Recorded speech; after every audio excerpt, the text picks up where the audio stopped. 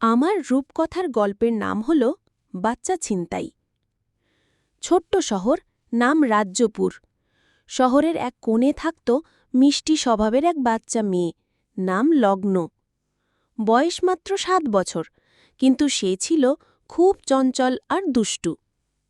প্রতিদিন বিকেলে মা তার হাত ধরে বাজারে নিয়ে যেতেন।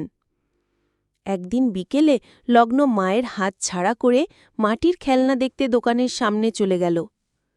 হঠাৎ পেছন থেকে এক প্যান্ট শার্ট পরা লোক লগ্নর হাত ধরে ফিসফিসিয়ে বলল, চুপ থাকো, চিৎকার করলে খারাপ হবে।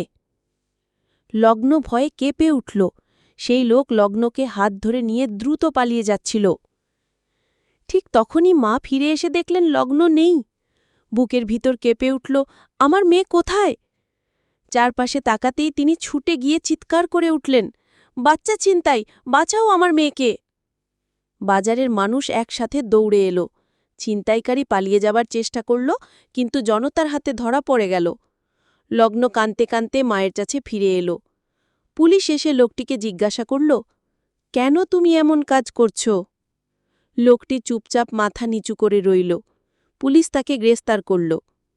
সেদিন রাতে মা লগ্নকে কোলে নিয়ে বললেন, যদি কখনো কেউ অচেনা লোক তোমাকে ধরতে চায়, জোরে চিৎকার করবে এবং মানুষের ভিড়ের দিকে দৌড়াবে। লগ্ন মাথা নেড়ে প্রতিশ্রুতি দিল, সে আর কখনো মায়ের হাত ছাড়বে না। শহরের মানুষও ঠিক করল, তারা একসাথে মিলে বাচ্চাদের নিরাপত্তার জন্য সতর্ক থাকবে। শিশুদের নিরাপত্তা শুধু পরিবারের দায়িত্ব নয়, পুরো সমাজের দায়িত্ব। চোখ কান খোলা রাখুন, সতর্ক থাকুন, কারণ একটি ছোট্ট সচেতনতা বড় বিপদ ঠেকাতে পারে।